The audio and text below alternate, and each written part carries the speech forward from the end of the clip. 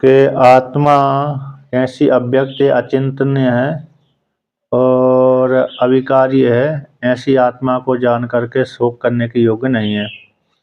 और शरीर दृष्टि को लेकर के भी आत्मा शोक करने के योग्य नहीं है, क्योंकि नित्य उत्पन्न होती है, नित्य मृत्यु होती है। शरीर की दृष्टि से अरे आत्मा उत्पन्न होती है, शरीर की दृष्टि से ही आत्मा मरती है, तो तभी शोक करने के योग्य नहीं होती है।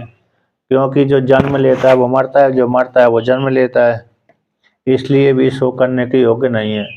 और भूतकाल में अरे नहीं देखते थे जीवात्मा, है ना, जो शरीर आदि को लेकर के वर्तमान काल में दिख रहे हैं और भविष्य काल में फिर दिखना बंद हो जाता है, इसलिए भी तब भी खेद करने की जरूरत नहीं है। ऐसी इस प्रकार से प्राप्त हो जाने पर पुनः उसी आत्मा को लेकर के कहते हैं।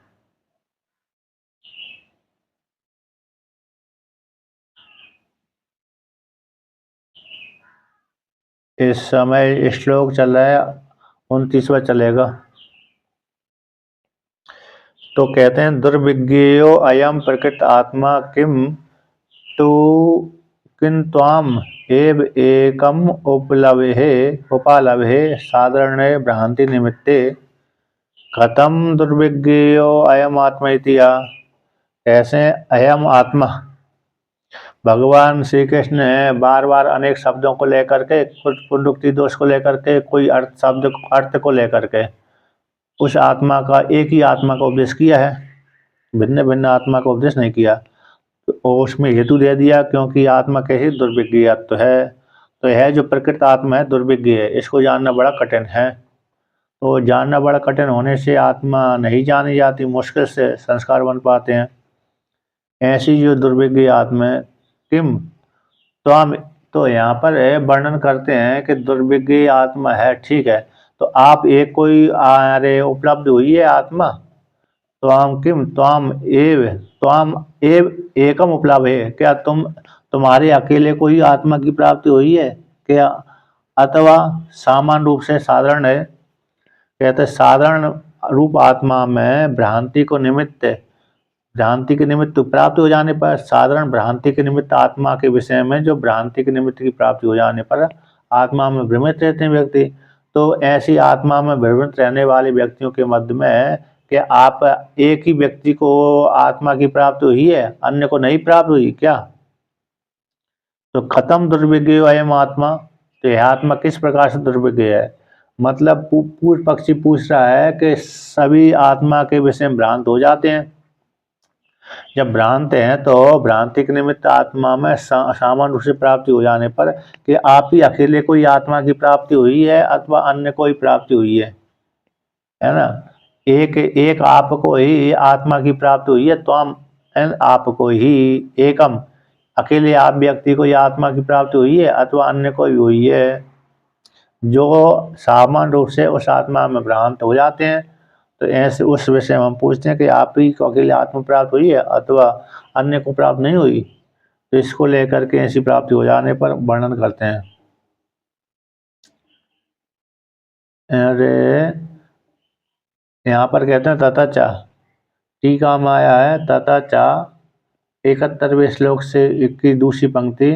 तथा चा आत्म अज्ञान निमित्त भ्रमस्य, आत्मा के अज्ञान का, आत्मा का ज्ञान न होना रूप निमित्त रूप भ्रम का साधारण होने से और असाधारण से उपलब्धमान व्यक्ति का निरवकाशता, तो वह एक सामान्य भ्रम का साधारण होने से और असाधारण रूप से उपलब्धमान व्यक्ति का निरवकाशता, अवकाश नहीं है, क्योंकि आत्मा असंग है।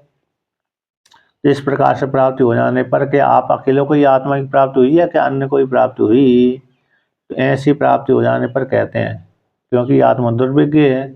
तो इति अतः, तो 29वें श्लोक का पाठ करते हैं। आश्चर्यवत् पश्यति कश्चिदेनम्,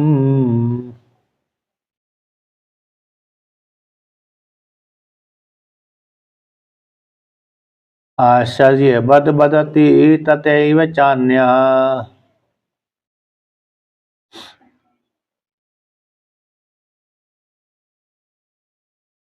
आश्चर्यवच्चैनमन्यः शृणोति।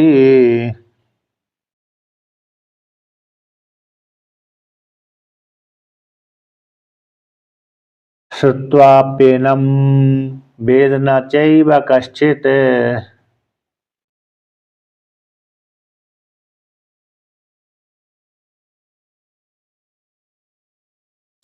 तो यहाँ पर आत्मा के विषय में कहते हैं कि आश्चर्यवत् पश्यति कश्चित् एनम।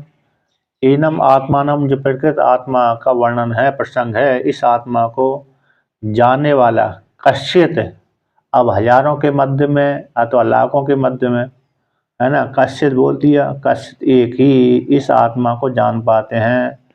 किसके, किन के मध्य में? हजारों लाखों के मध्य में कोई एक व्यक्ति इस आत्मा को जान पाता है।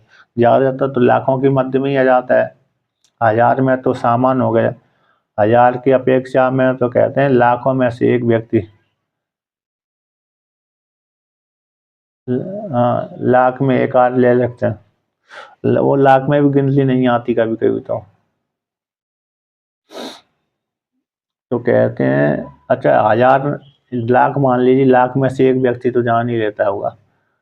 तो कहते हैं कश्चित् एनम आत्मानम को आश्चर्यवत् पश्यति, आश्चर्य के समान देखता है, क्योंकि निरवकाश है, वो अवयव वाली नहीं है, और जानता है तो बड़ी आश्चर्य है। अब जिसने देखा, दृष्टिप्रेक्षण धातु से पश्यति रूप बनता है। आश्चर्यवत् वदति तथा एव चान्य, दूसरा व्यक्ति इस आत्मा को जान करके, देख करके, अप्रोक्ष साक्षात्कार के बोलता है। अब वो अवयव वाली होती तो आत्मा को बोल सकते थे, किंतु आत्मा निरवय है, कैसे बोल देता है? जब बोल देता तो उसके विषय में आश्चर्य है। आश्चर्यवश च, आश्चर्यवत च एनम अन्य शृणोति, अन्य व्यक्ति जो बोलता है तो दूसरा व्यक्ति सुनता है, तो सुनने वाले व्यक्ति के विषय में भी आश्चर्य है, क्योंकि श्रवण इंद्रिय का विषय नहीं है, बाकी इंद्रिय का विषय नहीं है, तो बोल ही नहीं जा सकती, फिर भी बोल देता है। श्रवण इंद्रिय का विषय नहीं है, फिर भी श्रवण कर लेता है, बड़ा आश्चर्य है। और कहते हैं श्रुत्वा अपि एनम वेदा न चैव कश्चित्। अब बहुत से व्यक्ति तो सुन करके भी इस आत्मा को कोई जान भी नहीं पाता। यानी कौन नहीं जान पाता? दूषित व्यक्ति, दूषित जिसका अंतःकरण दूषित है, ऐसा व्यक्ति इसको जान भी नहीं पाता। जिस सुन तो लिया, सुनने के पश्चात व्यक्ति को जानने में समर्थ नहीं होते, क्योंकि दुर्विज्ञ है। श्रुति, इसमें श्रुति आती है कठोपनिषद की है, अरे कितने की है? 2:6 का है। श्रवणायापि बहुभिर्यो न लभ्यः श्रवन्तोऽपि बहवो यं न विद्युः आश्चर्यो वक्ता कुशलोश्च लब्धः आश्चर्यो ज्ञाता कुशलानुशिष्टः। एक कठोपनिषद की 2:6 की श्रुति है, उसी का ये अनुवाद है। तो वहाँ पर आया श्रवणाय बहुभिर्यो न लभ्यः, ये आत्मा बहुत सी व्यक्तियों को श्रवण करने का अवसर ही प्राप्त नहीं होता। बहुत सी व्यक्तियों को तो श्रवण ही नहीं, ये श्रवण जानते नहीं है, आत्मा के विषय में श्रवण ही नहीं कर पाते। जैसे कौन नहीं श्रवण कर पाते? पहाड़ में व्यक्ति रह रहा है, कोई व्यक्ति, लेकिन वहाँ पर कोई सत्संग करने वाला महात्मा आदि है, नहीं पहुँच पाया, तो आत्मा के विषय में श्रवण ही नहीं कर पाते। अथवा मिलेक्ष देशों में, जितने मिलेक्ष देश हैं, तो मिलेक्ष देशों में तो आत्मा के विषय में श्रवण ही नहीं कर पाते। जितने भी मिलेक्ष हैं वो आत्मा के विषय में श्रवण नहीं करते। अच्छा, यहाँ भी आस्ते मिलेक्ष देशों को छोड़ दिया, आस्ते जो भारत देश में भी है, तो भारत देश में भी जो आत्मा के विषय में कम जानते हैं, राम कृष्ण विष्णु शिव के विषय में तो जानते हैं लोग, लेकिन आत्मा के विषय में तो और ही कम जानते हैं। तो बहुत से व्यक्तियों को श्रवण करने का अवसर भी नहीं प्राप्त होता। और कहते हैं श्रवण तो अभी बहवो यमुना विद्यु, अब बहुत से व्यक्ति श्रवण कर लेते हैं, बहुत से व्यक्तियों के लिए तो सामग्री नहीं प्राप्त होती। सामग्री मतलब हो गई आचार्य नहीं पहुंच पाता, गुरु उनके पास में नहीं पहुंच पाता, उपदेश करने वाला, वेदांत का उपदेश करने वाला गुरु नहीं पहुंच पाता, इसलिए बहुत से व्यक्ति नहीं जान पाते, सुन नहीं पाते। अब जो दूसरे आदि सत्संग करने वाले पहुंचे, राम कृष्ण विष्णु शिव आदि की चर्चा करने वाले, वो आत्मा के विषय में वर्णन ही नहीं करते, है ना। उन्होंने उपेक्षा, या तो उनका रूप नहीं होगा, तो यार उपदेश भी नहीं करते। राम कृष्ण विष्णु शिव की तो भक्ति बता देंगे, उपदेश कर देंगे, लेकिन निर्गुण निराकार परमात्मा के विषय में उपदेश नहीं करते। ये भी समस्या है। वो कहते हैं बहुत से व्यक्ति श्रवण कर लेते हैं, लेकिन उस आत्मा तत्व को नहीं जान पाते, क्योंकि जानना बड़ा कठिन है, दूषित अंतःकरण होने के कारण। आश्चर्य वक्ता कुशलवस्य लब्धा, कहते जो जिस आत्मा के विषय में जो बोलता है उसके विषय में, वक्ता के विषय में भी आश्चर्य है। और वक्ता को बोल करके वक्ता के द्वारा बोले जाने पर और श्रोता सुनता है तो सुनने वाला भी लब्धा है, अपरोक्ष साक्षात्कार करने वाला भी बड़ा आश्चर्य है, कुशल है, आश्चर्य है। इस आत्मा के विषय में आश्चर्य ज्ञाता, जानने वाला भी आश्चर्य है। कुशल अनुशिष्टा, उसको जानकर अपरोक्ष साक्षात्कार कर लेता है, उसके विषय में आश्चर्य है। तो ऐसे ही श्रुति का यहाँ पर अनुवाद कर दिया। अब भगवान भास्कर कहते हैं कि इसलिए आत्मा निरअवयव है, निर्गुण है, निष्क्रिय है और विकार से रहित है। इसके विषय में विशेष रूप से तो असंग है। असंग निरअवयव होने के कारण और चक्षु आदि इंद्रिय का विषय न होने के कारण आत्मा के विषय में सुनता है तो बड़ा आश्चर्य है। और सुन करके जान लेता, अपरोक्ष साक्षात्कार कर लेता, उसके विषय में और महान आश्चर्य है। इस प्रकार से आत्मा दुर्विज्ञ है। अतः जिसका अंतःकरण दूषित है उसके द्वारा तो आत्मा जानी नहीं जाती, जिसका अंतःकरण शुद्ध हो गई उसी के द्वारा आत्मा लक्षित हो जाती है, अंतःकरण में अभिव्यक्त हो जाती है वृत्ति के माध्यम से, महापाकों के वृत्ति के माध्यम से।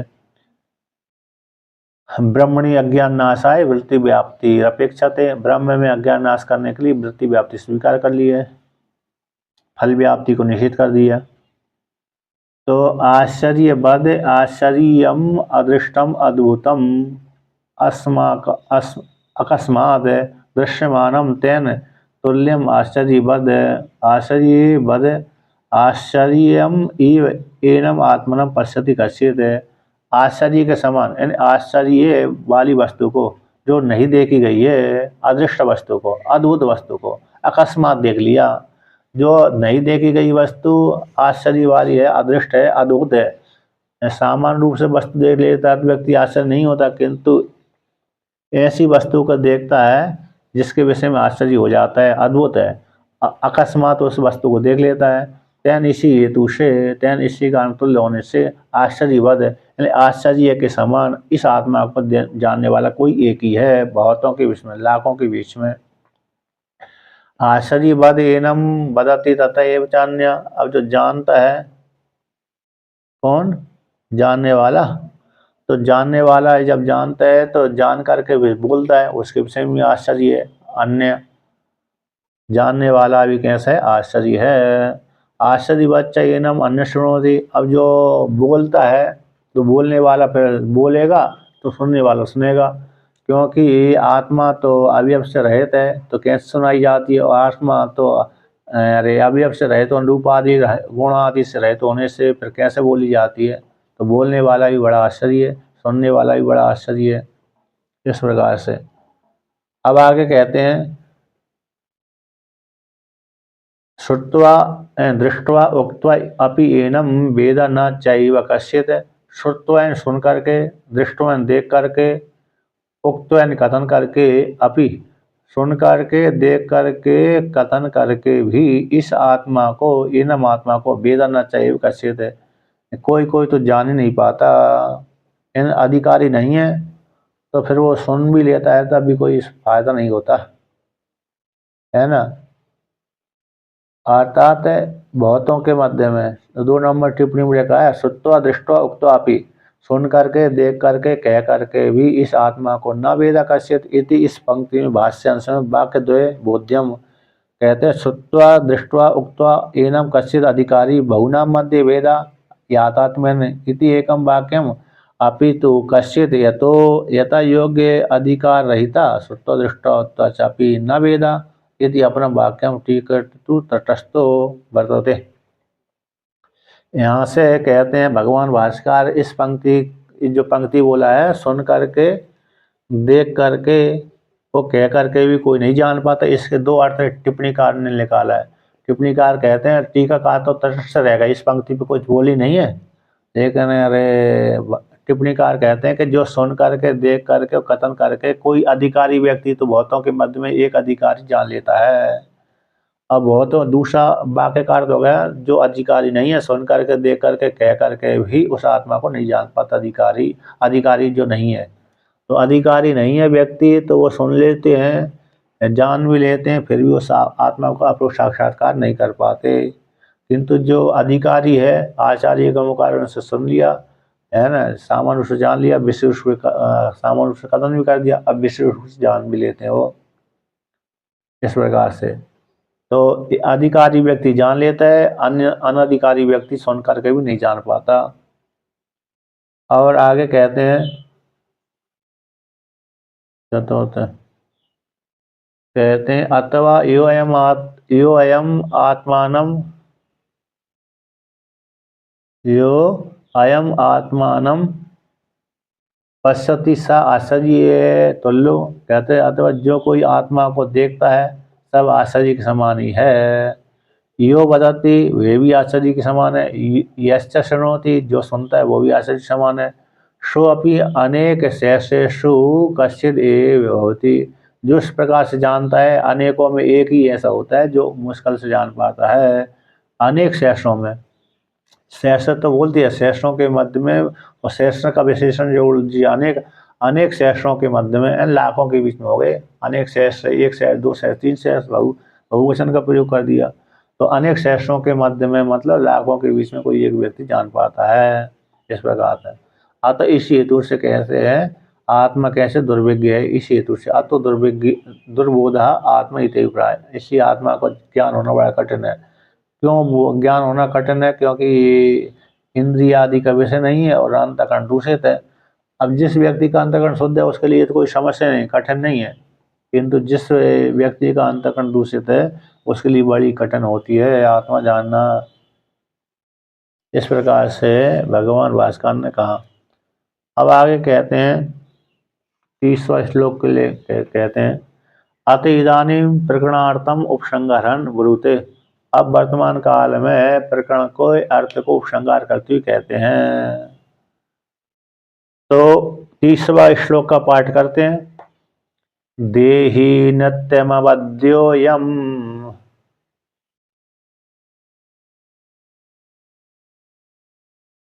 देहे सर्वस्य भारत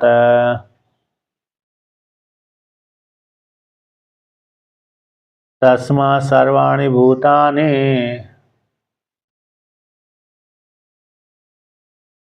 न त्वं शोचितुमर्हसि।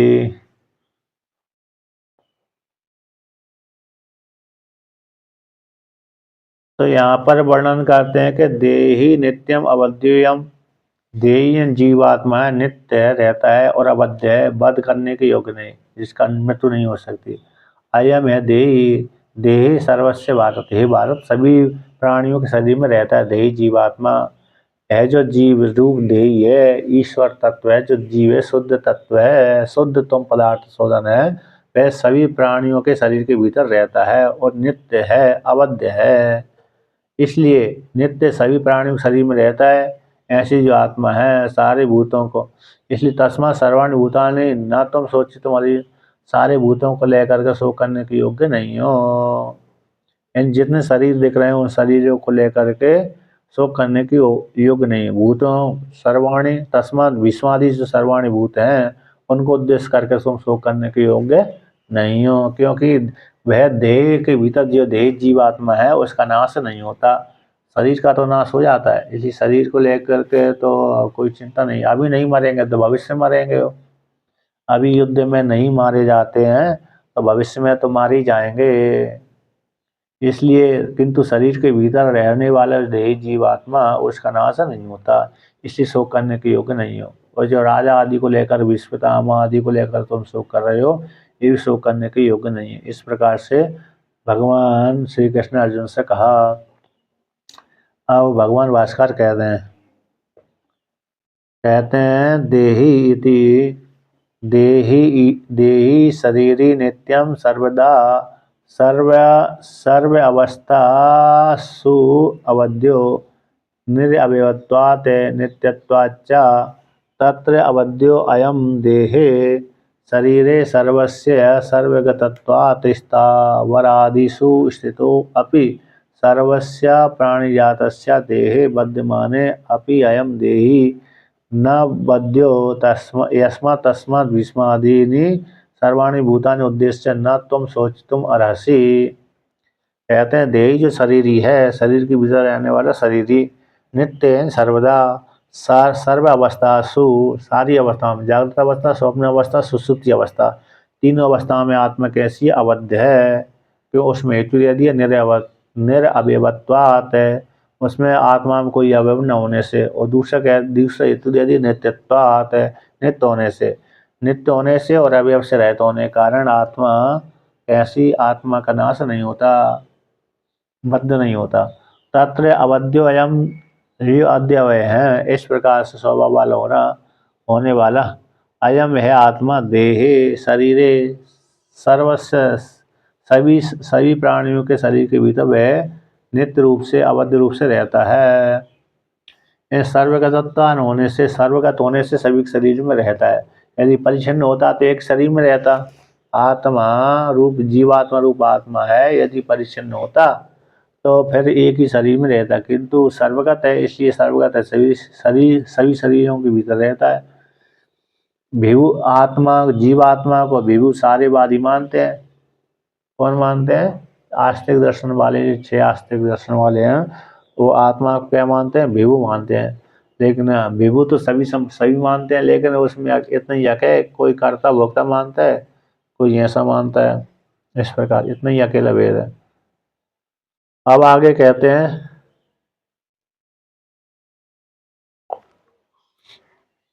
तो सर्वगत होने से सभी के शरीर में गया है। सर्वगत होने से स्थावर आदि में भी गया हुआ है। स्थावर आदि, स्थावर स्थिर रहने वाले पदार्थों में, स्थित अपि सर्वस्व प्राणी जातस्य, स्थित वाले पदार्थों में भी रहता है। और सर्वगत होने से स्थावर आदि में स्थित है। सर्वस्व प्राणी जातस्य, तो संपूर्ण प्राणी समुदाय दिख रहे हैं उनके देह में, उनके देह में, देह के बद्धमान होने पर भी उनके शरीर के भीतर रहता है। और जो शरीर है उनके नष्ट होने पर भी, बद्धमान होने पर भी, अयम देही ना बद्ध है, जो देही जीवात्मा है, शरीर के नष्ट हो जाने पर, नष्ट भ्रष्ट हो जाने पर यह जीवात्मा का बद्ध नहीं होता। यशमा, जिस कारण से दसवां तुलसी से भीष्म द्रोण आदि सर्वाणी भूतों को उद्देश्य करके तुम शोक करने के योग्य नहीं हो। इस प्रकार से 30वें श्लोक का अर्थ हुआ। अब आगे का श्लोक कहते हैं,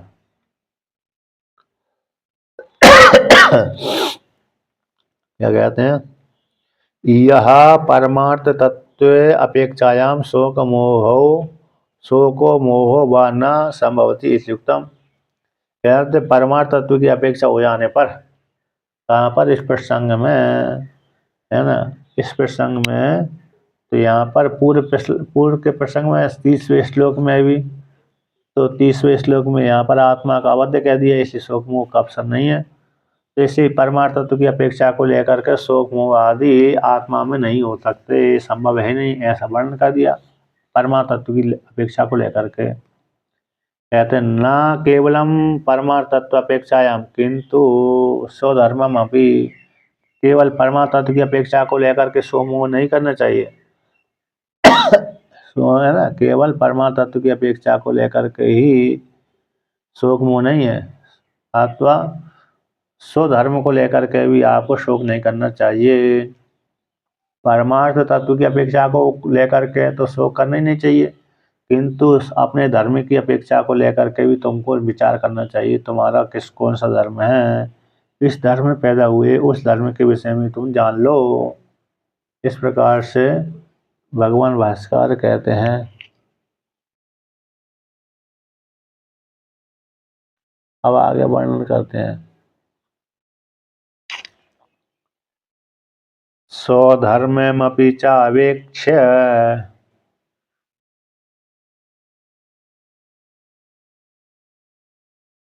न विकम्पितुमर्हसि।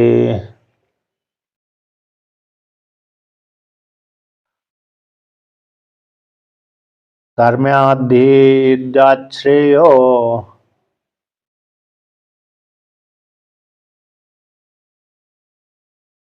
न्यच्छत्रस्य न विद्यते।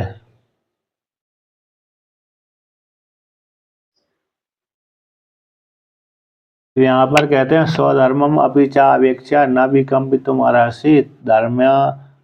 धर्म्याद् ही युद्धात् श्रेयो अन्य क्षत्रियस्य न विद्यते। क्षत्रियस्य ना कक्षा, जो कक्षा का छकार होता है ना, कक्षा, तो शुरू में बोलेंगे क्ष निकलता है, क्ष, क्ष का और सा मिला करके छ बनता है।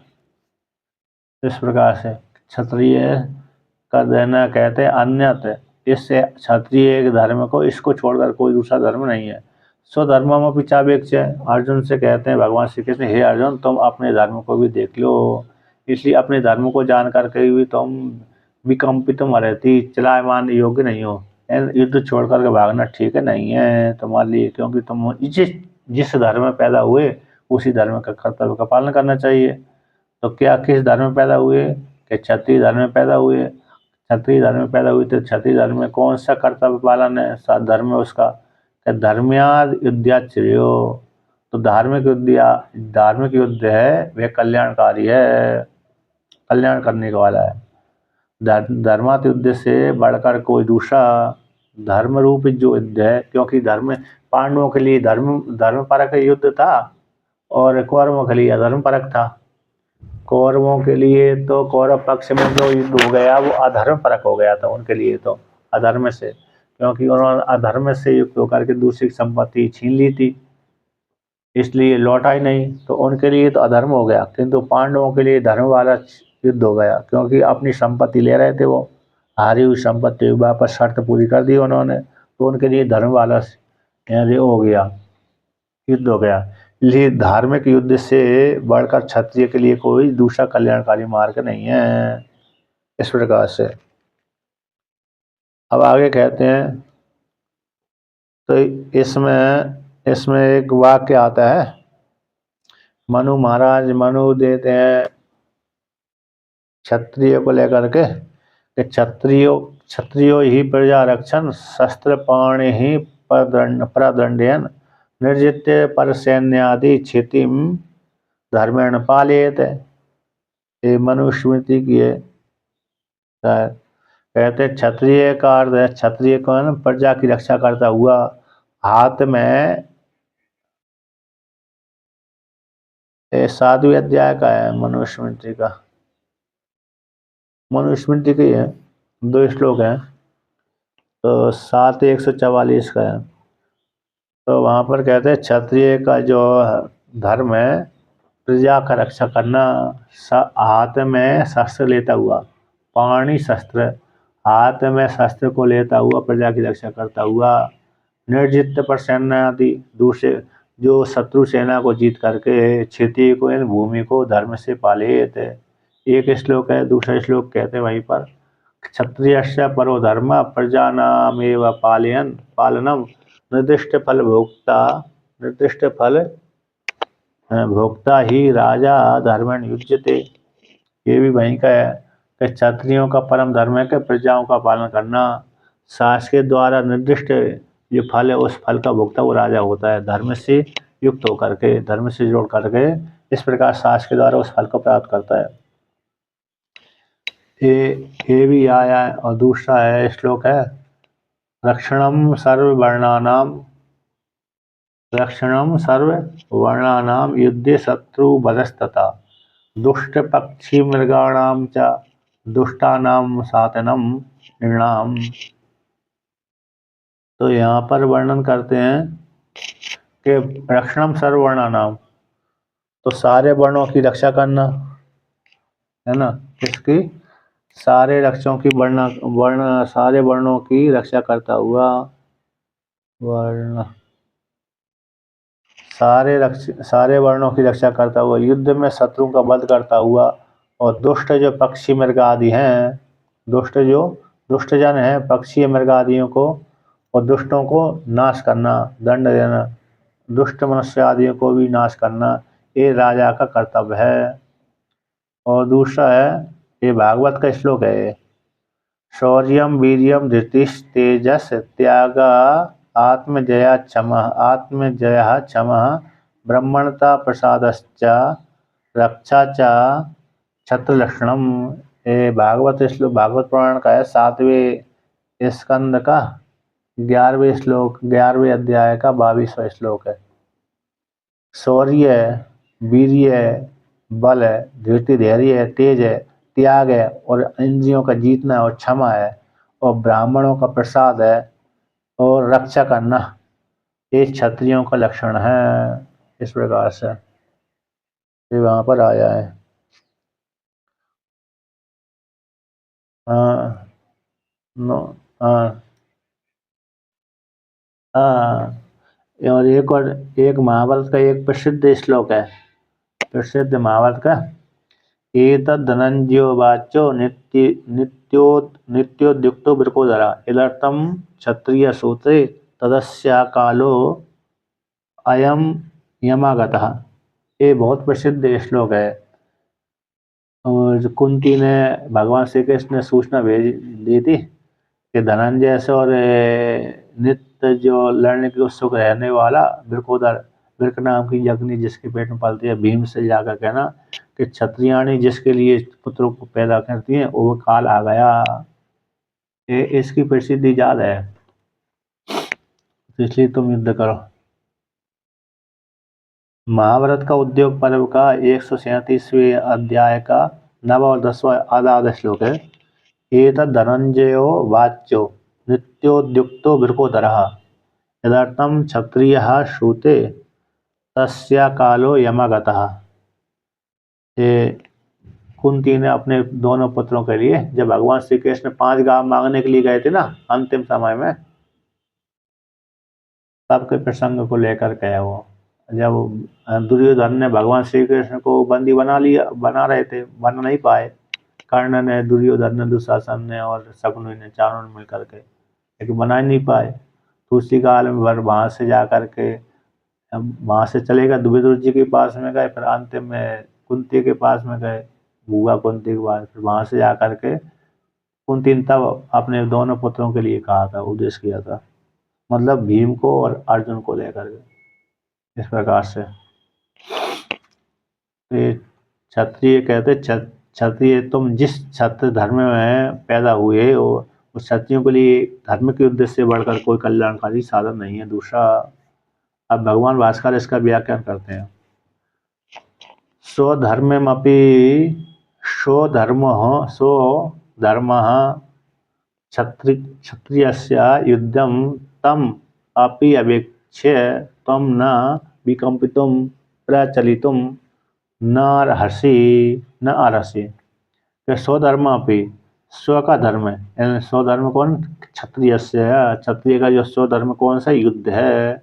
उसको भी तुम देख लो, अपने धर्म को तुम देख लो। अपने धर्म को जान करके तुम उस धर्म से चलायमान होने के योग्य नहीं हो, प्रचलित करने के योग्य नहीं हो। आता युद्ध छोड़ कर भागना तुम्हारे लिए ठीक नहीं है। और किस में आया? 17वें 18वें श्लोक में आया ना, ब्राह्मण का लक्षण, क्षत्रिय का लक्षण, वैश्य का लक्षण, शूद्र का लक्षण, 4 वर्णों का है। शौर्यम तेज धृति दाक्ष युद्ध चाप पलायनम। शौर्य है, तेज है, धृति है, दाक्ष है और युद्ध में न भागना, ये क्षत्रियों का विशेष लक्षण है। और दान, यज्ञ दान तपा स्वाध्याय इत्यादि जो ब्राह्मण का है, कृषि गोरक्ष वाणिज्य वैश्य कर्म स्वभाव, जो ये वैश्य का लक्षण है। इस प्रकार से तो यहाँ पर भी आया है, युद्ध चा पलायन बोल दिया भगवान श्री कृष्ण ने। युद्ध में पलायन ना करना, युद्ध से भागना नहीं, युद्धे चा अपलायनम, तो युद्ध से डर करके भागना नहीं। बहुत से व्यक्ति युद्ध छोड़कर, युद्ध देख करके डर के मार भाग जाते थे कि मर जाएंगे हम, इस उद्देश्य से भाग जाते थे।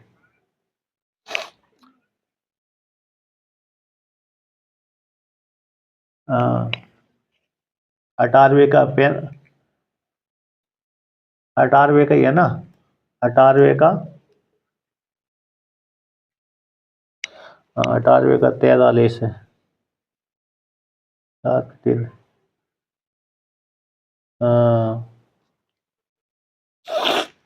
हाँ। हाँ, लक्षण आया तो इस प्रकार से, तो वहां पर भी आया है। अब कहते हैं कि क्षत्रिय है ना, युद्ध, और ये चाह पलायन ने बोल दिया, पलायन भाग जाना, ना पलायन अपलायन, युद्ध में न भागना। अब यहाँ पर कहते हैं कि तुम अपने धर्म को देखकर कभी कंपन करने के योग्य नहीं हो। स्वाभाविकात् धर्माद् आत्म स्वभाव्याद इति अभिप्राय। स्वाभाविक धर्म से यानी आत्म स्वभाव से, यानी अपना स्वभाव। अर्जुन किस धर्म में पैदा हुआ था? क्षत्रिय धर्म में पैदा हुआ था। आत्म ने स्वयं का, यानी अर्जुन का स्वभाव रूप से क्षत्र स्वभाव में प्रयुक्त होने से, क्योंकि युद्ध क्षेत्र में तो आया और दोनों तरफ से संघ भी बज गए थे, तो दोनों तरफ से संघ भी बज गए थे, स्वाभाविक रूप से अपने धर्म में स्थित होता, तो स्वभाव रूप से युक्त होने के कारण अपने स्वभाव से च्युत होना ठीक नहीं है। अपने जो क्षत्रिय धर्म स्वभाव है उससे च्युत होना ठीक नहीं है। तो कहते हैं तच्चा युद्धम पृथ्वी जय द्वारेण धर्मार्थम प्रजारक्षणार्थम चैति धर्माद अनपेतम परम धर्मम तस्मात् धर्माद युद्धात् श्रेयो अन्यत् क्षत्रियस्य न विद्यते ही यस्मात्। यहाँ पर वर्णन करते हैं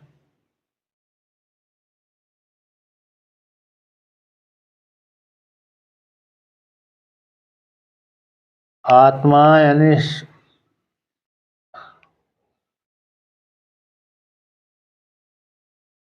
आपका फोन आ रहा है तो देखिए यहाँ पर टीका में आया है 72वें श्लोक, 72वीं अरे पंक्ति, 72वें पेज के नंबर पे दूसरी तीसरी पंक्ति नीचे से। आत्मन स्वस्य अर्जुनस्य, स्व अर्जुन का स्वभाव्यम क्षत्रिय स्वभाव से प्रयुक्त वर्ण आश्रम च उचितम, वर्ण आश्रम को लेकर के, वर्ण क्षत्रिय आश्रम में घर जीवन में, आश्रम में भी कौन से घर जीवन में इत्यादि उच्चतम कर्म है जो तुम्हारा इस हेतु से उस कर्म से च्युत होना ठीक नहीं है, छोड़ना त्याग करना ठीक नहीं है। इसलिए जो युद्ध है पृथ्वी जय के द्वारा धर्म के लिए युद्ध करना और पृथ्वी जय के माध्यम से रक्षा करना, प्रजा रक्षण आदि करना, धर्म के लिए प्रजा का रक्षण करना, पृथ्वी जय के द्वारा पृथ्वी जय के रूप से युद्ध करना और धर्म के लिए प्रजा का रक्षण करना इति इस धर्म से कहते रहते अपेते रहते अनपेत, इस धर्म से युक्त होकर परम इस धर्म से बढ़ करके कोई दूसरा परम धर्म नहीं है। तस्मात् धर्म्याद युद्धात् श्रेयो, कि जो धार्मिक युद्ध है उस धर्म से अन्य क्षत्रिय को विद्यते न, कल्याणकारी साधन कोई दूसरा प्राप्त नहीं होता, इसलिए तो हम प्रचलन करने के योग्य नहीं हो। यानी युद्ध पृथ्वी जय द्वारा, वैज युद्ध कैसे? पृथ्वी जय के द्वारा धर्म और प्रजा रक्षण साधन है। कैसा है? वैज युद्ध है पृथ्वी जय के माध्यम से धर्म के लिए और प्रजा रक्षण आदि का साधन बनता है। ऐसे धार्मिक युद्ध धर्म से युक्त होकर के, इससे बढ़ करके कोई दूसरा धर्म नहीं है, साधन नहीं है। धर्म प्रतिकूल क्षत्रिय के लिए धर्म प्रतिकूल नहीं है। ऐसे धर्मयुक्त युद्ध यहाँ पर क्या अन अपेत यानी रहित होता है, अपेत का अर्थ होता है रहित, और न अपेत यानी अनपेत है। इस धर्म से रहित नहीं है, अतः धर्म से युक्त ही है। क्षत्रिय का जो धर्म है युद्ध करना उससे युक्त है। ऐसे वो जो परम धर्म है क्षत्रिय का युद्ध करना आदि, ऐसे धार्मिक युद्ध से बढ़ करके क्षत्रिय के लिए कल्याणकारी कोई दूसरा साधन नहीं है। इस प्रकार से इसलिए तुम इस युद्ध को छोड़ करके, मुख मोड़ करके भागना ठीक नहीं तुम्हारे लिए, ऐसा भगवान श्री कृष्ण ने अर्जुन से कहा। उतश्च तद युद्धम कर्तव्यम, किस हेतु से भय युद्ध करना चाहिए, तो उसको लेकर के इति उसको लेकर के अब 32वें श्लोक के द्वारा कहते हैं यदृच्छया चोपपन्नम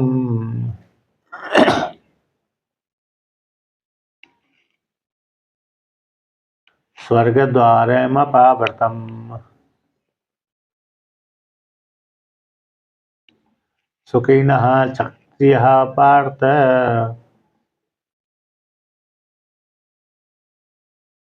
लभन्ते युद्धमीदृशम्।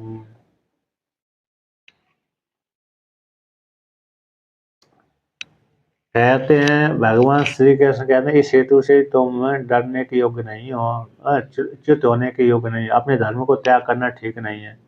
तो क्या है किस हेतु से कि यदृच्छया बिना इच्छा के, इसको लेकर के बिना इच्छा के जो तुमको प्राप्त हो गया है युद्ध, है ना, बिना इच्छा के कैसे हो जाता है, युद्ध प्राप्त हो गया। अब युद्ध जब प्राप्त हो गया बिना इच्छा के और न चाहते हुए, तो इस प्रकार से यदृच्छया बिना प्राप्ति, बिना प्रार्थना के ही अप्राप्ति की प्राप्ति हो गई। तो बिना प्राप्ति के ही से जो प्राप्त हो गया युद्ध है वो परिणाम प्राप्त हो गया। वो कैसा युद्ध है वो, स्वर्ग द्वारम अपावर्तम, खुले हुए दरवाजे वाला, स्वर्ग के खुले हुए दरवाजे वाला ये युद्ध क्षेत्र है। स्वर्ग द्वारम, स्वर्ग द्वार वाला ये युद्ध है। अपावर्तम खुला हुआ, अपावर्तम का अर्थ आवृत है, आवरण वाला है, कहते हैं आवरण वाला नहीं है, ना ना आवरण वाली, अपावर्तम खुला हुआ दरवाजा वाला ये युद्ध है। स्वर्ग के दरवाजे को खोल कर रखा हुआ है। ऐसे जो धार्मिक युद्ध है जो बिना इच्छा के प्राप्त हो गया है, यदि तुम मर भी जाओगे तब भी सीधा स्वर्ग ही जाओगे, ऐसे नहीं नरक में जाओगे। तो खुले हुए स्वर्ग के दरवाजे वाला युद्ध क्षेत्र है, इसी अपने आप ही प्राप्त होगा। इसलिए ऐसे युद्ध को प्राप्त करके, ऐसे युद्ध के धार्मिक युद्ध को देख करके कहते हैं जो क्षत्रिय है, सुखी क्षत्रिय व्यक्ति इस प्रकार के युद्ध देख करके उसमें भाग ले लेते हैं, शीघ्र ही भाग ले लेते हैं। और भाग ले करके या तो मारे जाते हैं या तो मारते हैं, दो ही विकल्प है, मरते हैं अथवा मारते हैं। तो सुखी जो क्षत्रिय हैं, सुखी होकर के ऐसे अवसर को ढूंढते रहते हैं। तो ऐसे अवसर ढूंढ करके युद्ध क्षेत्र में आ जाते हैं, भाग ले लेते हैं, और वो शीघ्र ही मर करके सीधे स्वर्गलोक में चले जाते हैं। अथवा और मार करके तो पृथ्वी में भोग भोगते ही हैं, और जब मर गए तो स्वर्गलोक में चले गए, और मार दिया तो यहीं पर रह करके भोग भोगते हैं। तो दोनों तरफ से उनको सुख की प्राप्ति होती है। यहाँ पर रह करके यश की प्राप्ति हो गई, पृथ्वी लोक में रहकर मरे नहीं, युद्ध में जा करके मरे नहीं तो यश की प्राप्ति हो गई, और मर गए युद्ध में जा करके मर गए तो सीधा स्वर्गलोक फल की प्राप्ति हो गई। इस प्रकार से दोनों तरफ से ही लाभ की प्राप्ति होती है, यार दोनों हाथ में लड्डू है ना। इस प्रकार से अब दूसरा युद्ध नहीं, पहले युद्ध करते थे तो जो ज़्यादा जनसंख्या बढ़ती भी नहीं थी, ये विशेषता है। पहले युद्ध ज़्यादा चलते थे ना, तो युद्ध ज़्यादा चलने के कारण यही होता था, जब जनसंख्या घट जाते थे। एक यदि युद्ध होता है तो सीधा लाखों लाखों करोड़ों लाखों व्यक्ति मरते हैं। उसी प्रकार से कैसे हो, अभी मरते कम है ना, अभी तो अभी ज़्यादा नहीं मर रहे। जहाँ पर ज़्यादा मरते हैं तब वही होता है, जहाँ पर लाखों 10 लाख 20 लाख मरते हैं तब युद्ध होता है। अभी तो 10 20 मर रहे हैं बस। तो कहते हैं, अब भगवान भास्कर कहते हैं, अरे ईदृच्छया च अप्रार्थितया उपपन्नम आगतम स्वर्गद्वारम अपवर्तम उद्घाटितम ये तदीदृशम युद्धं लभन्ते क्षत्रिय हे पार्थ किम न सुखिनस्ते। बिना प्रार्थना के ही जो उनको प्राप्त हो गया है, ऐसे जो युद्ध है स्वर्ग खुली हुई दरवाजे वाला उद्घाटितम, स्वर्ग द्वारम अपवर्तम, अपवर्तम का अर्थ कर उद्घाटितम, जो खुला हुआ दरवाजे वाला युद्ध है। ऐसे युद्ध को, ईदृशम युद्ध को ये जो लवंते प्राप्त कर लेते हैं कौन, क्षत्रिय हे पार्थ, क्या वे सुखी नहीं होते, क्या वे सुखी नहीं है, अतः वे निश्चित रूप से सुखी हैं। कैसे हैं, सुखी हैं। इस प्रकार से मतलब जैसे महाभारत युद्ध में है ना, पूरे भारत के राजा आए थे, यद्यपि भारत में अरे भरतवंशियों में युद्ध हुआ था, लेकिन भरतवंशियों को युद्ध तो हुआ था, लेकिन पूरे पूरे जितने भी क्षत्रिय वर्ग थे, जो सेना थी और राजा थे, सारे पूरे भारत के राजा लड़ने के लिए आए थे, अपने अपने पुत्रों को राज दे करके। उनको वो सुनना था धर्म युद्ध है ये, तो धर्म युद्ध है तो इसमें मरना और मारना दो ही है, लौट करके तो आने की आशा ही लेकर नहीं आए थे। जितने भी राजा आए थे युद्ध क्षेत्र में, सारे अपने अपने पुत्रों को राजगद्दी देकर के ही आए थे, जो उनके योग्य अधिकारी रहे होंगे, और बाकी सारी सेना को लेकर के और सारे जो मंत्री थे, सेनापति आदि थे, सभी को लेकर के आ गए थे युद्ध करने के लिए। और अकेले राजा अपने पुत्र जो पौत्र होगा जो भी होगा, उनको बस राजगद्दी दे करके आ गए थे, सीधा आए थे। अब आगे और भी कहते हैं, एवं कर्तव्यता प्राप्ति में, इस प्रकार से कर्तव्यता की प्राप्ति को लेकर कहते हैं, इस प्रकार से तुम कर्म करना चाहिए। यदि तुम ऐसा नहीं, अपनी कर्तव्यता की प्राप्ति को नहीं करोगे, कर्तव्य को नहीं करोगे, तो तुमको दोष की प्राप्ति हो जाएगी। क्या होगी? दोषु फल की प्राप्ति होगी यदि तुम कर्म नहीं करोगे तो। ऐसा भगवान श्री कृष्ण कहते हैं। यहाँ पर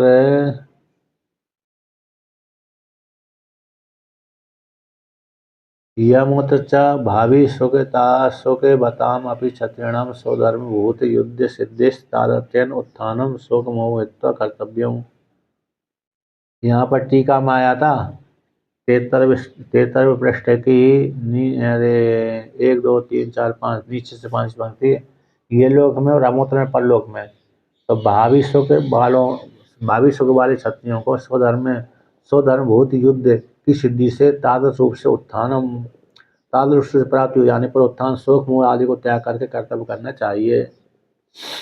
अब पुनः और कहते हैं इस प्रकार से, स्वधर्म जो युद्ध है उसको श्रद्धा से करने पर स्वर्ग आदि महाफल की प्राप्ति होती है। ऐसा दिखला करके उसको यदि नहीं करते हैं, अरे युद्ध जो स्वधर्म युद्ध है उसको नहीं करते तो न करने पर प्रत्यवाय की प्राप्ति होती है। ऐसा दिखलाने के लिए आगे के श्लोक को यहाँ पर वर्णन करते हैं। एवं कर्तव्यता प्राप्ति में कहते, कर्तव्यता की प्राप्ति करोगे तो ठीक है, नहीं करोगे तो कर्तव्यता की प्राप्ति नहीं होगी। कर्तव्य को नहीं करोगे तो दोष की फल की प्राप्ति होगी, है ना। भीत का भीत रूप से और फलवत् रूप से प्रकार रूप से युद्ध कर्तव्य में करना चाहिए, और नहीं करते तो दोष फल की प्राप्ति होती है। यहाँ प्रत्यवाय भी दिखाते हैं, यदि तुम कर्म नहीं करोगे, कर्तव्य का पालन नहीं करोगे तो दोष फल की प्राप्ति होगी। तो कहते हैं यहाँ पर पक्षांतर को लेकर कहते हैं, 33वां श्लोक कहते हैं, अते चेत्त्वमिमं धर्म्यम्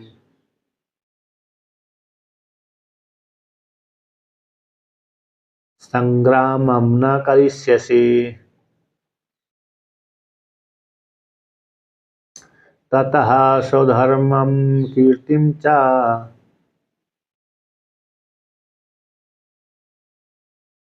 हित्वा पापमवाप्स्यसि।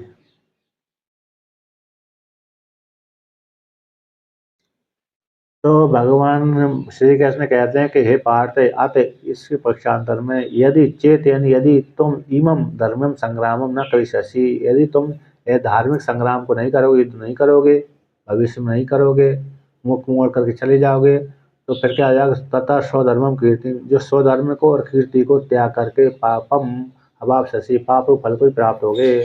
अपने धर्म को भी त्याग दिया तुमने, छात्र धर्म को त्याग दिया, कीर्ति जो फैली हुई थी, कीर्ति कहाँ फैली हुई थी, अरे भगवान से, अरे विराट युद्ध में सारे कौरवों को हरा दिया था, एक कीर्ति फैली हुई थी।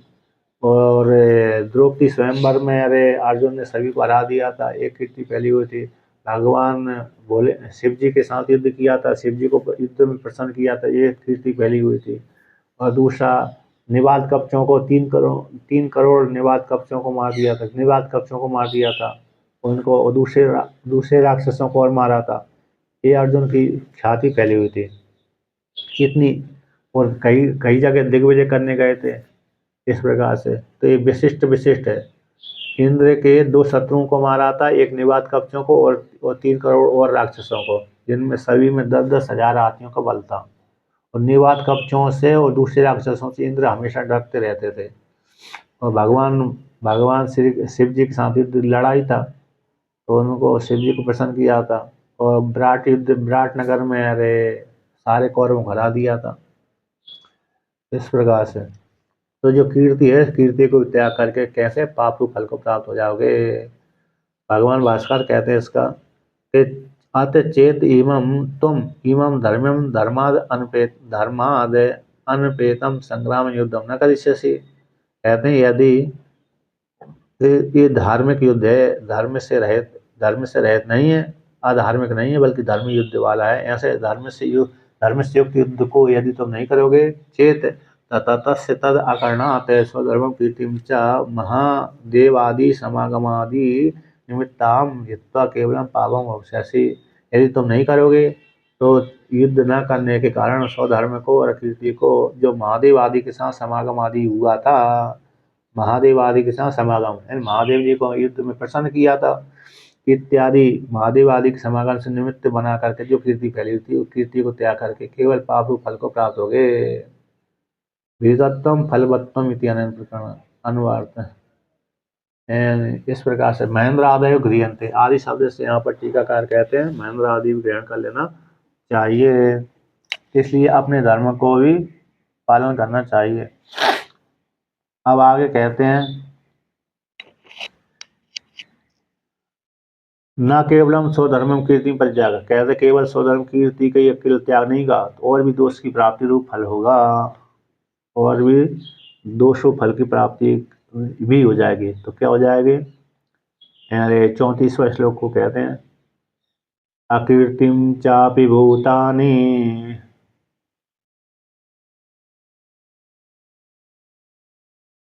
कतिष्यन्ति तेभ्याम्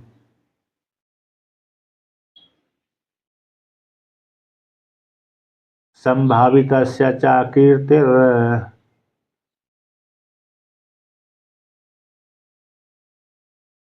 मरणादतिरिच्यते।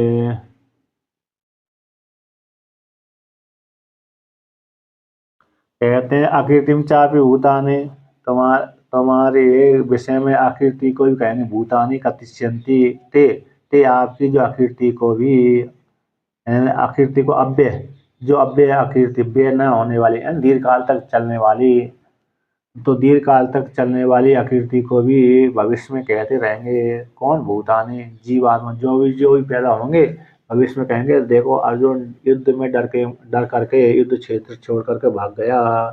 किनको डर करके भाग गया? भीष्म को लेकर के, द्रोणाचार्य को लेकर, कर्ण को लेकर के और जयद्रथ से डर करके भाग गया। इनको चारों के विषय में संशय बना रहता था, क्योंकि चारों के विषय में एक खतरा है उसका। भीष्म माँ के विषय में भी खतरा रहता था, संशय बना रहता था। द्रोणाचार्य के विषय में खतरा बना रहता था, और कर्ण के विषय में उसको इंद्र देवता ने ऐसी शक्ति दे दी थी कि जिसके ऊपर भी चलाओगे निष्फल नहीं जाएगी, तो मरने का। और जयद्रथ के साथ ये संबंध था, जो कोई मारेगा तो मारने वाला ही मर जाएगा। जो भी जयद्रथ को मारेगा युद्ध में तो मारने वाला भी मर जाएगा। अतः जिस योद्धा के द्वारा जयद्रथ का सर जमीन पर गिरेगा उसी योद्धा का सर भी फट जाएगा। इसलिए इन चारों के विषय को लेकर, चारों योद्धाओं को लेकर के अर्जुन को संशय बना रही थी। कहते तुम्हारी जो अकीर्ति भी भविष्य काल में लोग कहते रहेंगे, अव्यय अकीर्ति कहते रहेंगे। तो कहते हैं अकीर्ति से संभावित से चाकीर्ति मरणादतिरिच्यते, जो पहले जिसको संभावित से सम्मान प्राप्त हो गया, सम्मानित वाले व्यक्ति को अब जब आकृति प्राप्त हो गई तो आकृति से बढ़ करके, आकृति से अच्छा कि मरना ही श्रेष्ठ है। पहले जिस व्यक्ति को सम्मान प्राप्त हो गया उसी व्यक्ति को बाद में जब अपमान प्राप्त हो जाता तो अपमान कैसा, मरण से भी ज़्यादा कष्टकारी होता है। एक आपने देवी भागवत पुराण पढ़ा होगा, सुना होगा, आधा पढ़ा होगा। तो देवी भागवत पुराण में आता है, तो देवी भागवत पुराण में एक प्रसंग है कि जब मेरे देवता और असुरों में युद्ध हुआ, उसमें ईश्वर की कृपा से देवताओं की विजय प्राप्त हो गई। तो देवताओं की विजय प्राप्त हो जाने पर देवताओं को भयंकर अभिमान हो गया कि हमारे सामने ये दैत्य कहाँ लगेंगे, असुर आदि हमारे सामने कहाँ ठहर सकते हैं। हम में इतनी सामर्थ्य है तो हमारे सामर्थ्य के आगे एक कहाँ तुच्छ प्राणी असुर है, दैत्य आदि कहाँ ठहर सकते हैं। ऐसा अभिमान आ गया, अहंकार आ गया। तो इस अहंकार को नष्ट करने के लिए यानी ब्रह्म ही, ईश्वर जो ब्रह्म है उनके सामने तेज पुंज के रूप में प्रकट हो गया। उनके सामने कुछ दूरी पर, जहाँ पर वो प्रसन्न था, वो उस सब मना रहा था, उसी के नज़दीक में प्रकट हो गया। अब देवताओं ने विचार किया नई माया राक्षसों की कहाँ गई, अभी तक तो हमने मुश्किल से जीता था इन राक्षसों को, अब ये कहाँ से आ गए। तो सबसे पहले सारे देवताओं ने मिलकर के अग्नि देवता को भेजा, हे अग्नि देवता, तुम हमारे मुख हो, हम तुम्हारे द्वारा तुम्हारे मुख से ही हम खाते हैं, क्योंकि तुम हमारे अग्रगणी हो, जाओ इसको पता लगा करके ले करके आओ, कौन है यक्ष, ये व्यक्ति कौन है, कहीं राक्षसों की माया तो नहीं है, नहीं तो फिर तैयार हो जाए हम युद्ध करने के लिए। तो अग्नि देवता गए, अग्नि देवता ने पूछने चाहिए थी तो तुम्हारा क्या नाम है, किंतु अग्नि देवता उस यक्ष की तेज को देख करके कुछ बोल ही नहीं पाया, तो शांत हो गया। तो अग्नि उस यक्ष ने पूछा तुमने क्या सामर्थ्य, क्या नाम है, तो यक्ष की वाणी सुनकर अग्नि देवता ने कहा मेरे जात वेदा नाम है, और मैं पृथ्वी लोक में जितनी भी ब्रह्मांड में जितनी भी धारे वस्तु है उसको जला देता हूँ, जलाने समझ करता हूँ। तो यक्ष ने कहा इस तिनके को जला के बताओ। तो यक्ष ने जब जैसे कहा, ऐसी वाणी को सुन करके अग्नि देवता ने जलाने की कोशिश करी, किंतु जला ही नहीं पाया। अग्नि देवता की वाणी, अग्नि देवता उस तृण को नहीं जला पाया, तो लौट करके आ गया। वायु देवता गया, तो वायु देवता से पूछा तुमने कितनी सामर्थ्य है, तो वायु देवता ने कहा सारे ब्रह्मांड को उठा सकता हूँ, मैं तिनके के समान उड़ा सकता हूँ। तो वायु देवता से कहा तुम इस तिनके को उड़ा के बताओ। तो वायु देवता भी उड़ा नहीं सका। अब बाद में सारे देवता क्रम से गए थे, अंतिम में इंद्र देवता से कहा कि हे इंद्र देवता, आप ही हमारे राजा हैं, अब आप ही जाए, आप ही जाओ। तो वहां पर आता है कि इंद्र देवता जैसे ही आया, यक्ष ने विचार किया कि सारे देवताओं में तो कम अभिमान है, जो सेना में कम अभिमान होता है, राजा में ज्यादा अभिमान होता है ना। तो इसको मैं यदि अभिमान नष्ट करना है राजा का, तो मैं इसके साथ वार्तालाप ही न करूं। तो इंद्र देवता को जैसे उनके पास में यक्ष के पास में आया, उसी समय यक्ष अदृश्य हो गया। अदृश्य जब हो गया तो इंद्र देवता ने विचार किया मैं लौट कर जाता हूँ तो अपमान होगा, सारे देवता हंसी मजाक उड़ाएंगे, देखो हमने तो इस यक्ष के साथ वार्तालाप भी किया, किंतु इस इंद्र देवता के साथ तो वार्तालाप करने का अवसर ही नहीं उसने नहीं दिया, निकृष्ट जाना। तो जैसे निकृष्ट व्यक्ति के साथ वार्तालाप नहीं करते, उसी प्रकार से इंद्र देवता को उसने यक्ष ने निकृष्ट जाना। इसलिए अब लौट कर नहीं जा सकता हूँ, तो क्या करना चाहिए कि मेरे को मर ही जाना चाहिए। तो ऐसा देवी भागवत पुराण में श्लोक आता है कि देह त्यागो बरस तस्मात् मानो मानो ही महताम धनम, माने नष्टे जीवितम तु मृत्यु तुल्यम न संशया। ये है देवी भागवत पुराण के 12वें अध्याय के 12वें स्कंद का 8वें अध्याय का 47वां श्लोक है। ये देह त्याग श्रेष्ठ है, तस्मात जिसको महान व्यक्तियों का धन कौन है, मान है। महान व्यक्तियों का धन कौन है, महता महापुरुषों का धन है, मान है। अब मान के नष्ट हो जाने पर, सम्मान के नष्ट हो जाने पर, तो जीवित व्यक्ति का जो जीवित रहना है, जिस व्यक्ति का मान नष्ट हो गया, ऐसे व्यक्ति जीवित रहता तो मृत्यु के समान है, इसमें कोई संशय नहीं है। इसलिए वहां तो आत्महत्या करने की सोची थी, कौन ने, इंद्र देवता ने। 12वें स्कंद का 8वें अध्याय का 47वां श्लोक है।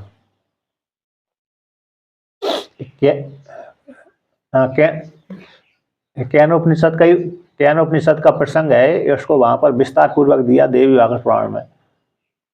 त्रिपुरा रहस्य में देवी भागवत पुराण में विस्तार पूर्वक दिया है तो कैनोपनिषद का प्रसंग। कैनोपनिषद में सामान्य संक्षेप से दे दिया, लेकिन देवी भागवत पुराण में विस्तार पूर्वक दिया है। तो उसमें ये श्लोक आया था, तो मतलब ये अरे मरण, भगवान ने, श्री कृष्ण ने बोला ना, मरणाद अतिरिच्यते, जो संभावित व्यक्ति है, सम्मानित व्यक्ति का जो आकृति, पहले सम्मान प्राप्त हो गया, अब उसको आकृति प्राप्त हो गई, उसके लिए तो मर जाना ही कल्याणकारी है। इसलिए तुम अपनी अपनी आकृति मत फैलाओ, बल्कि युद्ध करो, चाहे मरो चाहे मारो, दो ही विकल्प है। इस प्रकार से तो ऐसा वहां पर आया है। 47वां, तो भगवान भास्कर इसका व्याख्यान करते हैं, अकीर्ति चापी भूतानि कतिष्यन्ति ते तब अव्याम दीर्घकालम, कि आपकी जो आकृति है, आकृति को कतिष्यन्ति, सारे भूत कहेंगे, जो भी जीव पैदा होंगे तो कहेंगे देखो अर्जुन डर के मारे भाग गया इन भीष्मपितामह आदि को। अव्यय दीर्घकाल तक, अव्यय का अर्थ दीर्घकाल तक आएंगे। जैसे अभी भी धृतराष्ट्र के विषय में वो लोग कहते रहते हैं, दुर्योधन के विषय में कहते रहते हैं, कर्ण आदि के विषय में कहते रहते हैं, जब तक ग्रंथ रहते हैं तब तक वो उनके वर्णन प्रसंग कहते रहते हैं। जैसे जैसे जैसे ग्रंथ पढ़ता रहता है वो व्यक्ति को स्मृति आती रहती है। तो अव्य दीर्घ काल तक है जो कीर्ति अकीर्ति को कहते रहेंगे। धर्मात्मा सूर इति एवं आदि भीर गुण ही संभावित च अकीर्ति मरणाद अतिरिच्यते। कि जो धर्मात्मा था सूर था, देखो पहले अपने आप को धर्मात्मा मानता, सूर मानता था, डींग मारते थे। अब युद्ध में अवसर आया तो कर्ण आदि को डर के मारे भाग गया इत्यादि। धर्मात्मा सूर इति एवं आदि गुणों से जो पहले जिसको सम्मान प्राप्त हो गया है, धर्मात्मा सूर आदि को लेकर के इत्यादि गुणों के द्वारा जो संभावित व्यक्ति है, सम्मानी व्यक्ति है, उस सम्मानी व्यक्ति को अब कहते हैं अकीर्ति। जो अकीर्ति हो जाए बाद में तो वो मरण से अतिरिच्यते, मरण से बढ़कर है। अकीर्ति कैसी है? मरण से बढ़कर है। मरणाद अतिरिच्यते, अतिरिक्त हो गई तो मरण से ही बढ़कर है। यानी सम्मानी व्यक्ति को जब अकीर्ति प्राप्त हो जाती है वो मरण से भी बढ़कर हो जाती, कष्टदायक हो जाती है। जहाँ भी जाएगा व्यक्ति तो उसको कहेंगे देखो ये आ रहा है, ये आ रहा है, दुष्ट व्यक्ति आ रहा है ना। व्यंग की वाणी मारता ना, व्यंग की लांछन लगाते, लांछन व्यंग की वाणी मारना हुआ। संभावित सच अकीर्तिर वरम मरणमिति। संभावित व्यक्ति का जो अकीर्ति, संभावित व्यक्ति को जो अपकीर्ति की प्राप्ति गई उससे अकीर्ति से बढ़ अकीर्ति है, अकीर्ति से बढ़कर के अच्छा है को मर जाना ही ठीक है ना। अतः उसके लिए तो अब एक ही है विकल्प, एक ही है, मतलब वरम उसके लिए कल्याणकारी कौन है? मरण। अकीर्ति वाले व्यक्ति को तो अब मर जाना ही ठीक है क्या नहीं? आत्मा मतलब ये वहाँ पर प्रत्यवाद दोष बता दिया तो वहाँ पर उस प्रकार से जो जिसको अरे अकीर्ति प्राप्त हो गई वहाँ पर वो प्रायश्चित करे। वो तो युद्ध, यहाँ तो युद्ध क्षेत्र में है, यहाँ पर कैसे युद्ध? हाँ अकीर्ति वही तो है। अकीर्ति मतलब वही आपने जो पहले सम्मान प्राप्त हो गया था आपको, बाद में आपने गलत कार्य कर दिया तो अकीर्ति फैल गई आपकी। फिर लोग लांछन लगा गाली देते रहते ना, ये दुष्ट आ रहा है, ये दुष्ट आ रहा है, व्यंग की वाणी मारता रहे। जहाँ भी जाएगा सभा के बीच में जाएगा तो कोई सम्मान नहीं करेगा, और सम्मान यदि किया तो फिर उपेक्षा बुद्धिपूर्वक करेगा। जो देना चाहिए वो सम्मान न दे करके नीचे बिठा देगा, ऐसे ऐसे बिठा देगा इस प्रकार से। तो यही हो गई, अकीर्ति हो गई। और फिर वो उसके जाने पर है लोग फिर व्यंग की वाणी मारते हैं, तो उसी के सामने व्यंग की वाणी सुना देंगे उसको। तो उसको जब रास्ते चल रहा है कहेंगे देखो देखो कायर जा रहा है, ऐसा बोल देंगे। अब किस किस को बोलें, किस किस का मुख रोकेंगे, इस प्रकार से। तो यही अकीर्ति है गई। तो ये कैसे हो जाए? दीर्घ काल तक कहते रहते लोग। अब आगे का पार्ट है कल चलाते हैं।